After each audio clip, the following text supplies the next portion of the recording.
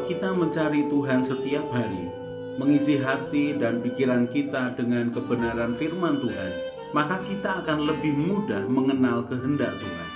Kita akan lebih bisa mengalami hatinya, mengalami kehendaknya, mengalami didikannya, dan mengalami anugerah kasihnya.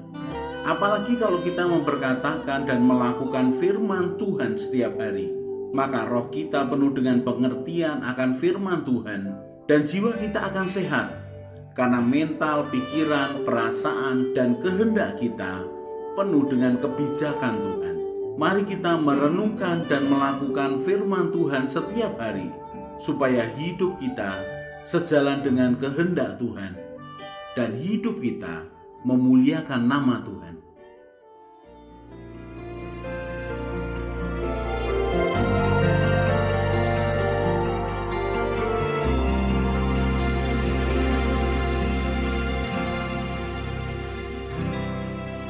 Hanya kepadanya ku kan berlari di saat ku bimbang dalam hidupku.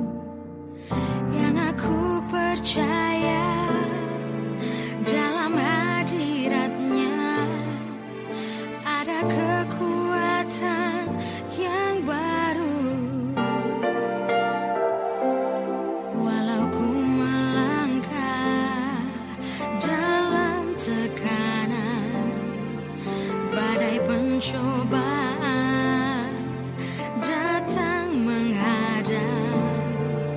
Yang aku percaya dalam hadiratnya ada kekuatan yang baru. Bukan terbang tinggi bagai raja wali di atas segala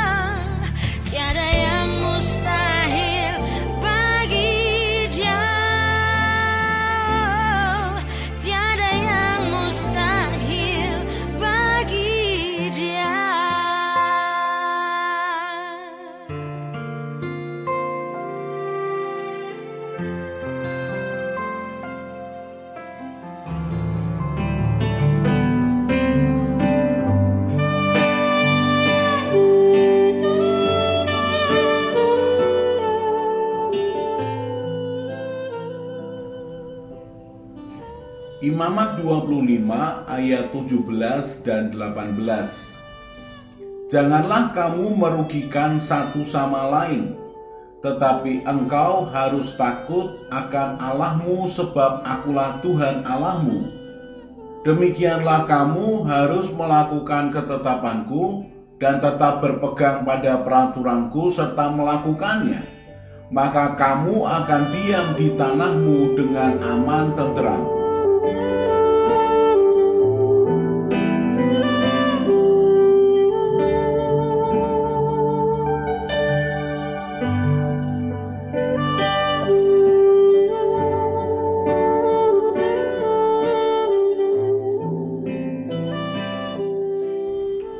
Tuhan mengetahui bahwa perjalanan hidup manusia yang pendek itu akan dihadapi dengan begitu banyak hal, bukan hanya hal yang menyenangkan, tetapi juga hal yang tidak menyenangkan. Juga harus menghadapi akan tantangan demi tantangan yang harus ditaklukkan. Tuhan tahu bagaimana menyiapkan satu pribadi untuk menghadapi kehidupannya. Karena Tuhan terbiasa untuk melatih hamba-hambanya, melatih bangsa Israel untuk berperang menghadapi bangsa lain. Tuhan tahu persis apa yang harus dilakukannya ketika membangun satu prajurit, bahkan satu pasukan, bahkan satu bangsa yang bertempur dengan bangsa yang lain. Tuhan melatih akan orang-orangnya untuk menghadapi perang yang harus dihadapinya.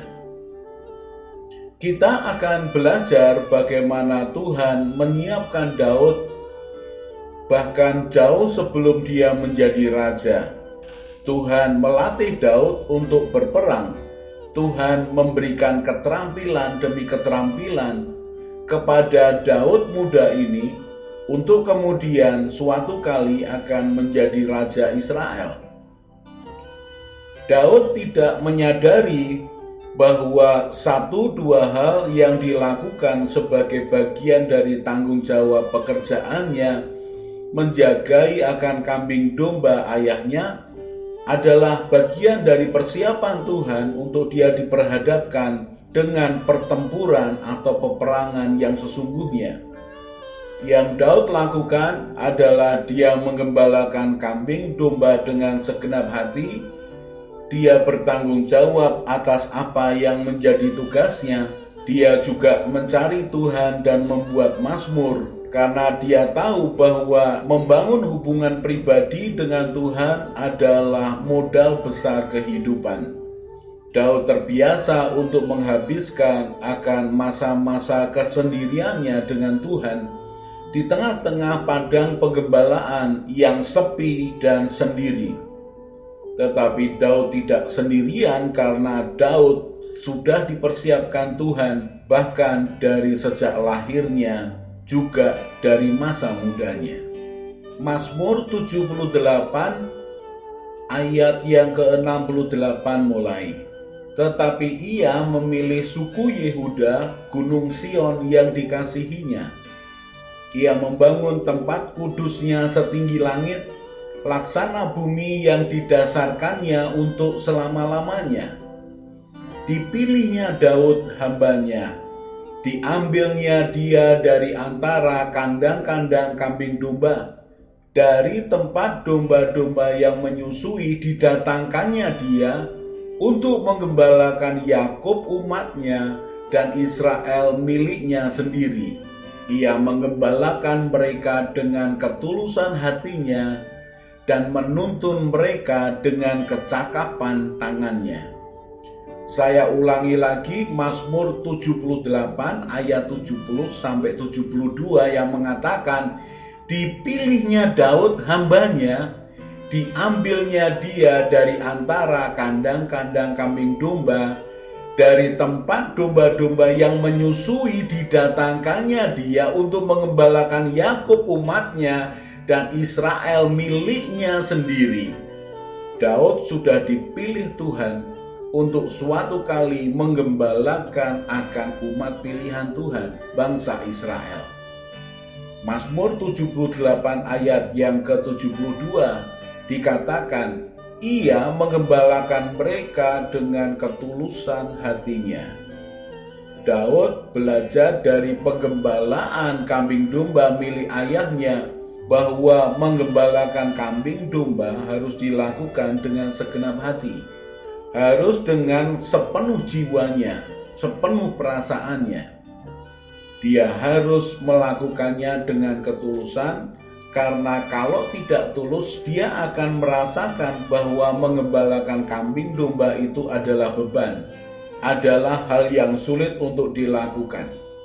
Daud menggembalakan orang Israel dengan ketulusan hatinya, sama seperti ketika dia menggembalakan kambing domba ayahnya. Kemudian Daud sebagai raja, Daud sebagai pemimpin, sebagai gembala orang-orang Israel, Daud juga dikatakan dan menuntun mereka dengan kecakapan tangannya. Daud dilatih Tuhan untuk cakap dalam bekerja, bahkan Daud dilatih Tuhan untuk cakap dalam peperangan.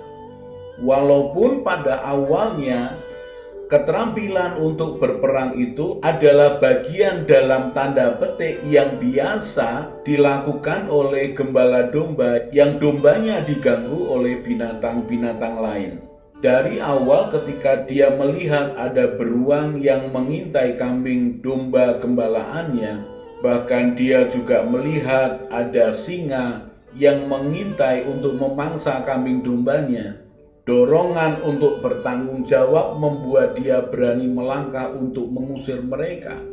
Bahkan bukan cuma mengusir akan binatang-binatang pengganggu ini, dia menghadapinya, bahkan kemudian terbiasa untuk dalam tanda petik berperang menghadapi akan binatang-binatang pengganggu yang mengganggu domba gembalaannya. Lambat laun keterampilan itu, kecakapan tangannya untuk melindungi akan domba-domba pemeliharaannya menjadi modal besar ketika dia menghadapi Goliat. Bahkan ketika dia harus berperang, maka dia menjadi pribadi yang terlatih untuk berperang. Dan dua hal ini menjadi bagian yang tidak terpisahkan dalam hidup Daud. Dia menggembalakan orang Israel dengan ketulusan hatinya dan menuntun mereka, menggembalakan mereka dengan kecakapan tangannya. 1 Samuel pasal yang ke-17 ayat 31 sampai 37. Ini adalah peristiwa yang tidak diduga oleh Daud, bahwa dia sebenarnya hanya disuruh untuk menjenguk kakak-kakaknya di medan peperangan. Dia juga disuruh membawakan bekal, gandum, dan roti kepada kakak-kakaknya, juga membawakan keju kepada kepala pasukan peperangan itu. Daud sebenarnya kesana bukan untuk melawan Goliat. Dia ada di tengah-tengah peperangan karena dia hanya menjenguk kakak-kakaknya yang menjadi prajuritnya Saul. Tetapi garis rencana Tuhan berbicara lain. 1 Samuel pasal yang ke-17 mulai ayat yang ke-31. Terdengarlah kepada orang perkataan yang diucapkan oleh Daud, lalu diberitahukanlah kepada Saul, dan Saul menyuruh memanggil dia. Berkatalah Daud kepada Saul, janganlah seseorang menjadi tawar hati karena dia, hambamu ini akan pergi melawan orang Filistin itu. Tetapi Saul berkata kepada Daud, tidak mungkin engkau dapat menghadapi orang Filistin itu untuk melawan dia, sebab engkau masih muda, sedang dia sejak dari masa mudanya telah menjadi prajurit. Tetapi Daud berkata kepada Saul, hambamu ini biasa menggembalakan kambing domba ayahnya. Apabila datang singa atau beruang yang menerkam seekor domba dari kawanannya, maka aku mengejarnya, menghajarnya, dan melepaskan domba itu dari mulutnya.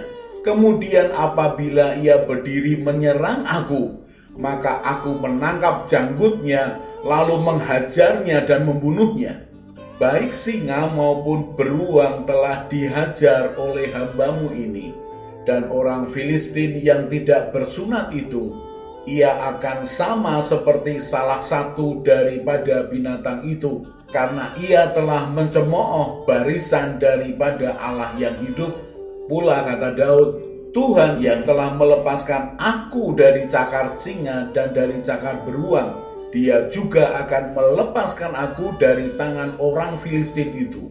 Kata Saul kepada Daud, pergilah, Tuhan menyertai engkau. Ketika Daud kemudian bertemu dengan Saul dan menyampaikan maksudnya untuk melawan orang Filistin itu, Goliat itu, maka Saul memandang rendah Daud karena dilihatnya Daud masih muda dan tidak kelihatan bahwa dia seseorang yang terampil siap untuk berperang. Ketika Daud dibandingkan kemudaannya dengan seorang Goliat yang sudah menjadi prajurit sejak masa mudanya, maka Daud menyisihkan kenyataan itu, lalu dia menunjukkan kenyataan pengalaman dengan Tuhan yang lebih besar. Bagaimana Tuhan sudah melatihnya di tengah-tengah padang penggembalaan. Ketika dombanya itu diseret oleh beruang atau singa, maka dia mengejar binatang itu, menghajarnya dan melepaskan domba itu dari mulutnya. Kita bisa membayangkan bagaimana domba itu dilepaskan dari mulut beruang atau mulut singa. Artinya Daud berhadapan-hadapan dengan binatang ini. Sungguh suatu pelatihan yang besar ketika dia bukan hanya terampil untuk berlari kemudian menghajar binatang ini, mentalnya kuat untuk berhadapan muka dengan muka binatang yang mengganggu akan domba peliharaannya. Pelatihan mental yang luar biasa dari Tuhan. Daud kemudian terbiasa untuk merampas domba itu dari binatang itu. Dan kalau kemudian setelah dirampas binatang itu pergi, maka dia membiarkannya. Tetapi apa jadinya kalau binatang itu kemudian menyerang Daud? Maka Alkitab mengatakan di dalam 1 Samuel pasal yang ke-17 ayat yang ke-35, maka aku mengejarnya, menghajarnya, dan melepaskan domba itu dari mulutnya. Kemudian apabila ia berdiri menyerang aku, maka aku menangkap janggutnya, lalu menghajarnya dan membunuhnya. Jadi kalau domba itu sudah dilepaskan dari mulut singa atau beruang, maka dia akan membiarkan binatang itu pergi. Tetapi ketika binatang itu menyerang Daud, maka Daud menghadapinya, menangkap janggutnya. Saya ulangi sekali lagi, menangkap janggutnya, artinya berhadapan muka. Kemudian Daud menghajarnya dan membunuhnya. Bukan hanya keterampilan untuk menang atas perkelahian dengan binatang itu, tetapi itu pelatihan mental bagaimana berhadapan muka dengan binatang yang membahayakan akan kambing dombanya. Pelatihan yang dilakukan oleh Tuhan kepada Daud sungguh membangun akan karakter dan kepribadian yang percaya akan penyertaan Tuhan. Dan Daud yakin kalau Tuhan ada bersama-sama dengan dia, maka dia akan memenangkan pertempuran. Tetapi Daud kemudian berhadapan dengan Saul yang ternyata memiliki akan konsep yang berbeda tentang pertempuran atau peperangan. Di mata Saul, Daud harus mengenakan akan pakaian perang, berhadapan dengan Goliat, kemudian Daud bertempur di sana. Saul tidak memahami bagaimana pelatihan Tuhan dalam hidup Daud. Dan Daud tetap memakai cara Tuhan untuk memenangkan pertempurannya menghadapi akan Goliat. 1 Samuel pasal yang ke-17 ayat 38-39. Lalu Saul mengenakan baju perangnya kepada Daud, ditaruhnya ketopong tembaga di kepalanya dan dikenakan baju sirah kepadanya. Lalu Daud mengikatkan pedangnya di luar baju perangnya. Kemudian ia berikhtiar berjalan sebab belum pernah dicobanya. Maka berkatalah Daud kepada Saul, aku tidak dapat berjalan dengan memakai ini sebab belum pernah aku mencobanya. Kemudian ia menanggalkannya. Daud sudah dilatih Tuhan bagaimana menghadapi peperangan. Ketika Daud disuruh untuk mencoba baju perangnya Saul, maka Daud kesulitan untuk berjalan dan dia tidak akan bisa menang dalam pertempuran itu. Daud kemudian memakai cara yang dilatih Tuhan untuk menghadapi pertempuran. 1 Samuel 17 ayat yang ke-40. Lalu Daud mengambil tongkatnya di tangannya, dipilihnya dari dasar sungai 5 batu yang licin, dan ditaruhnya dalam kantung gembala yang dibawanya, yakni tempat batu-batu, sedang umbannya dipegangnya di tangannya. Demikianlah ia mendekati orang Filistin itu. Dan kita tahu akhir ceritanya bagaimana Daud mengambil batu, kemudian diumbannya, dilemparkannya, diarahkan batu itu ke kepala Goliat. Karena Daud terbiasa memakai umbannya untuk mengusir binatang-binatang yang mengganggu kambing dombanya, maka dia terlatih dan memukul dengan tepat. Goliat dikalahkan. Belajar apa dari hal ini? Belajar bahwa Tuhan melatih umatnya untuk berperang bahkan ketika peperangan itu datang tanpa direncanakan. Karena sudah terlatih untuk berperang, maka dia akan bisa mengalahkannya dengan cara yang sudah dilatih oleh Tuhan. Dan bagian yang kedua adalah Tuhan juga melatih Daud untuk mengembalakan kambing domba dengan ketulusan hatinya. Ketulusan hati dan kecakapan tangan inilah yang menjadi modal Daud kemudian untuk menjadi raja atas orang Israel. Mari berseru kepada Tuhan supaya kita dilatihnya setiap hari menghadapi akan kesulitan, bahkan dalam tanda petik pertempuran kehidupan yang harus kita menangkan. Mari izinkan Tuhan bekerja melalui hidup kita. Siapa tahu pada waktu yang kita tidak duga, Dia Tuhan sudah menyediakan pertempuran untuk dimenangkan.